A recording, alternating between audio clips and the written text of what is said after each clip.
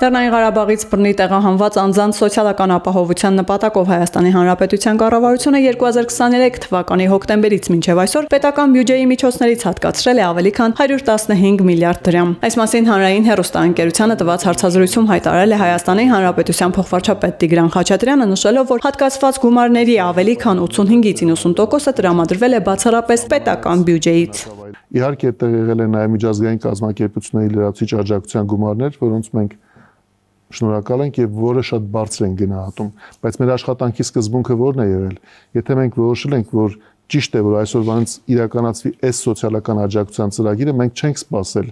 որ միջազգային որևէ կազմակերպություն գա, կառավարության հետ համաձայնվի, որ դա կարևոր է, նոր որոշենք այդ ծրագիրն իրականացնել։ Մենք որոշել եւ իրականացրել ենք ծրագիրը